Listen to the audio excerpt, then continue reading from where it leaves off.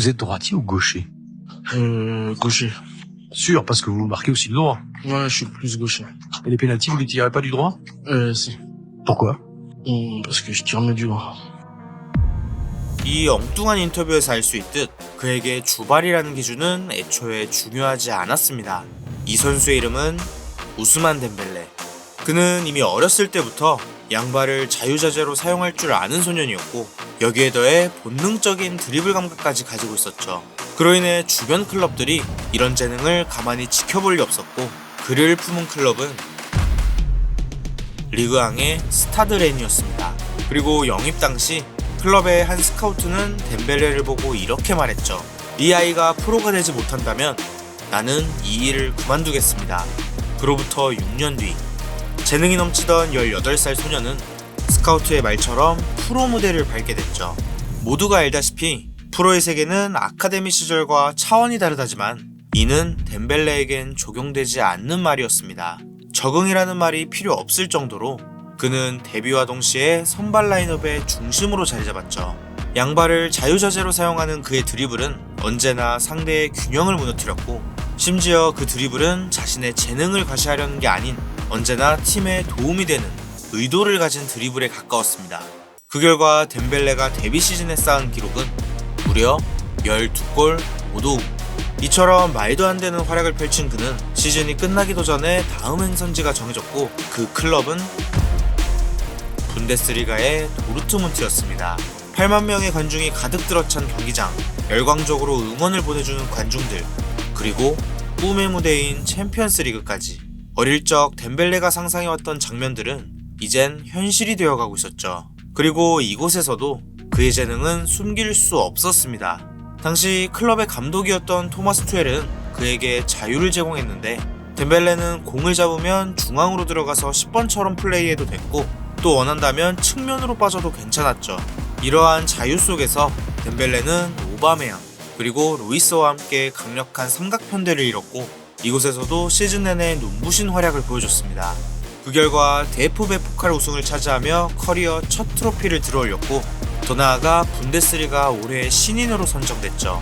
이처럼 모두의 기대를 그대로 증명해낸 이 원더키드는 아직 19살에 불과했습니다. 16-17 시즌이 마무리된 후 다가온 여름 이적 시장에선 축구계를 놀라게 했던 사건이 하나 있었습니다. 그건 바로 네이마르의 파리 생제르맹 이적이었죠. 바르셀로나는 그 공백을 메울 새로운 자원이 필요했고 그들이 선택한 선수는 도르트문트에서 눈부신 한 해를 보낸 덴벨레였습니다. 하지만 이 과정에서 덴벨레는 프로답지 못한 행동을 하고 말았죠.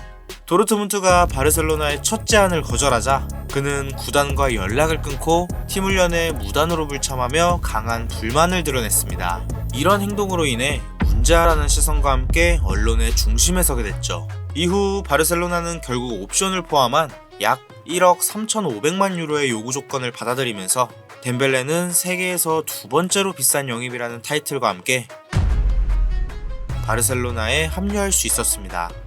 하지만 캄노우에서 마주한 현실은 그동안 보여줬던 원더키드의 모습과는 완전히 달랐죠. 덴벨레는 바르셀로나에 합류하기 전까지 심각한 부상을 겪어본 적이 없었습니다. 그러나 이곳에선 시즌 초반부터 왼쪽 허벅지 대퇴이두근 힘줄이 파열되는 부상을 당하며 무려 4개월 동안 그라운드를 떠나야만 했죠. 문제는 이 부상이 끝이 아니라 시작에 불과했다는 점이었습니다. 이후 3년 동안 햄스트링과 무릎 부상이 반복되며 거의 매 시즌을 부상과 재활 속에서 보내야 했죠. 그 정점은 19-20 시즌이었고 그 시즌에 덴벨레가 소화한 경기는 단 9경기에 불과했습니다.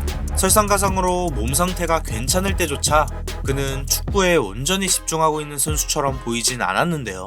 그의 식습관은 엉망이었고 밤새 비디오 게임을 하다 훈련에 지각하는 일도 다반사였습니다. 한마디로 덴벨레는 프로의식이 갖춰져 있지 않았고 재능만으로는 더 높은 곳까지 올라갈 수 없다는 사실을 깨닫지 못하고 있었죠. 하지만 시간이 흐르면서 그의 재능이 점점 희미해지자 그 순간 덴벨레도 무언가 느끼기 시작했습니다. 2019년 여름부터 개인 셰프를 고용하면서 콜라와 즉석식품을 끊고 건강한 음식들을 먹기 시작했죠. 또 1년 뒤에는 개인 피트니스 코치와 물리치료사를 고용하며 부상에서 벗어나기 위한 노력을 이어가고 있었습니다. 그러자 20-21 시즌에 접어들면서 마침내 조금씩 변화가 보이기 시작했죠. 부상에서 완전히 자유로워진 건 아니었지만 입단 초반만 비교하면 마지막 3시즌은 훨씬 안정적이었습니다. 그럼에도 클럽이 그에게 걸었던 기대를 온전히 채웠다고 보긴 어려웠지만 그동안 덴벨레는 라리가 우승 3회와 코파델레이 우승 2회를 함께했죠. 그리고 2023년 8월 그는 6년간 몸담았던 바르셀로나를 떠나 파리 생제르맹으로 이적하며 새로운 도전에 나섰습니다. 덴벨레는 선수로서 어떻게 기억되고 싶은지 묻는 질문에 이렇게 답했습니다.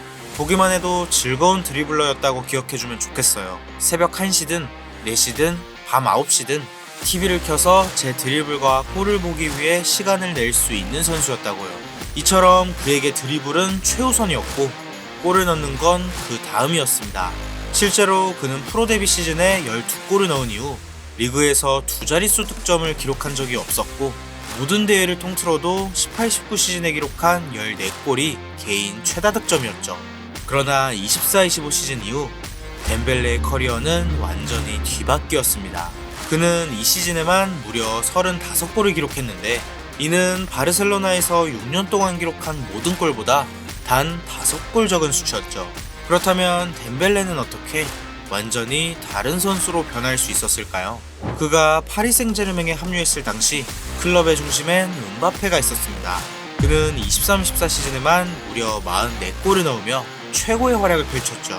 그러나 그 활약을 끝으로 음바페는 오랫동안 러브콜을 받아온 레알 마드리드로 떠났고 그로 인해 파리 생제르맹에는 새로운 상징적인 존재가 필요했습니다.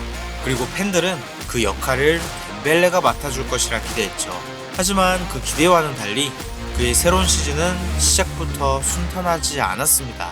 10월 초에는 팀 훈련에 지각한 것을 이유로 챔피언스리그 아스날 원정에서 명단 제외를 당하기도 했고 또 다음 달에 있었던 바이에른 뮌헨과의 챔피언스리그에선 퇴장을 당하는 5점을 남기기도 했죠.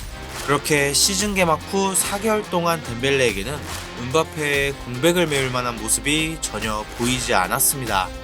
하지만 2024년 12월 엘니케 감독은 클럽과 그의 운명을 뒤바꿀 전술 변화를 꾀했죠. 리옹과의 리그 경기에서 덴벨레는 우측 윙어가 아닌 폴스9으로 기용됐고 그 순간부터 덴벨레는 말 그대로 각성하기 시작했습니다. 마치 물 만난 물고기처럼 다음 경기에서도 그 다음 경기에서도 그의 득점 행진은 멈출 줄을 몰랐고 불과 3개월 만에 27골을 터뜨린 득점 페이스는 세계 축구 어디에서도 찾아보기 힘든 수준이었죠. 그리고 이 변화는 커리어로도 분명하게 드러났습니다. 덴벨레의 활약에 힘입어 클럽은 리그앙을 제패했고 쿠프 드 프랑스와 트로페 데 샹피온까지 우승할 수 있었죠. 또한 시즌의 마지막 퍼즐이었던 챔피언스리그마저 손에 넣으며 클럽 역사에 남을 쿼드러플을 이뤄냈습니다. 그렇게 드리블러로 기억되고 싶다던 선수는 이제 골로 경기를 결정짓는 존재가 됐고 마침내 발롱도르까지 수상하며 세계 최고의 선수로 불리게 됐죠. 그는 어느 발이 주발인지조차 모를 정도로 엉뚱한 천재소년이었습니다. 도르트문트에서는 눈부신 원더키드였지만 바르셀로나에서는 계속되는 부상과 좋지 않은 워크의식으로 실패한 선수라는 비판을 피할 수 없었죠. 그러나 결국 시간이 흘러 자신을 관리하는 법을 깨닫고 자신에게 맞는 옷을 입고서야 돌고 돌아 뒤늦게 찾고야 말았습니다. 자신의 잃어버렸던 진짜 재능을.